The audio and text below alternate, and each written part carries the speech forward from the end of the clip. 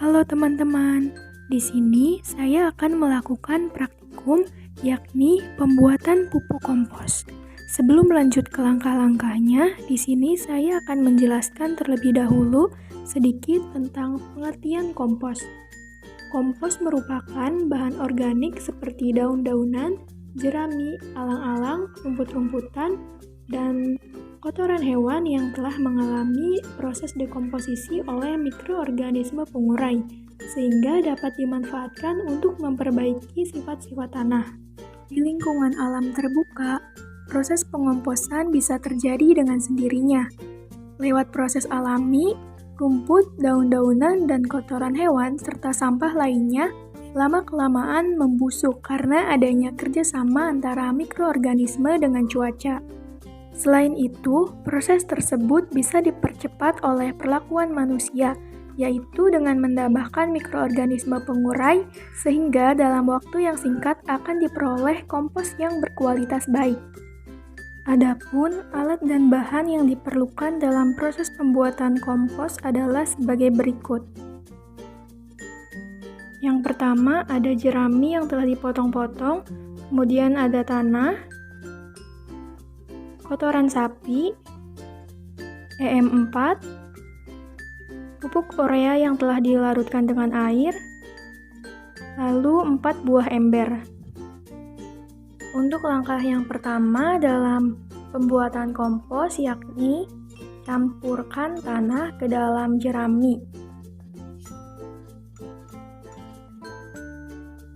Lalu kita aduk hingga rata.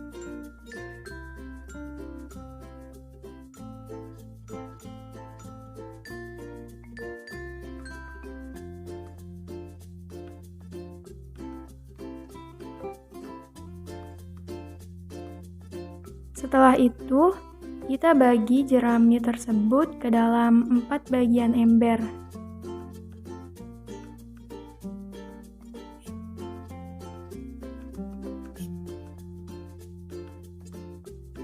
Setelah jerami tersebut dibagi ke dalam 4 bagian ember, dan jika dirasa tanah tersebut kurang, maka kita bisa menambahkan lagi tanah tersebut ke dalam jerami. Setelah itu, kita membuat 4 perlakuan. Pada ember pertama, kita tambahkan larutan EM4 sampai semua bagian jerami terkena oleh larutan EM4 tersebut.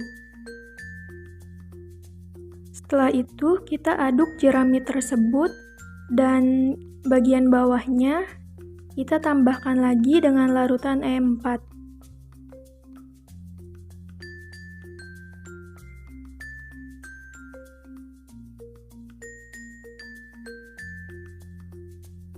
Lalu kita aduk kembali sampai semuanya rata. Pada ember kedua, kita tambahkan jerami tersebut dengan pupuk urea yang telah dilarutkan oleh air.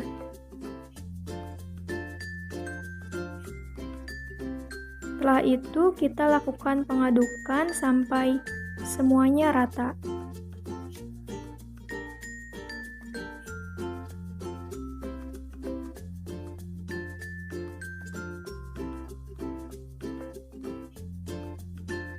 Dan di ember ketiga, kita tambahkan jerami tersebut dengan kotoran sapi.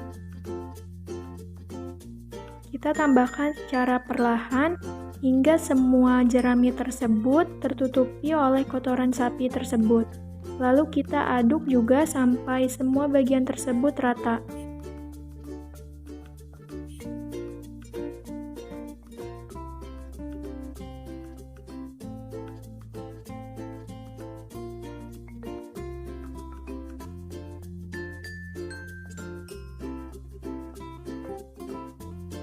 Lalu, pada ember keempat, kita buat tanpa perlakuan, yakni kita tidak perlu menambahkan bahan apapun.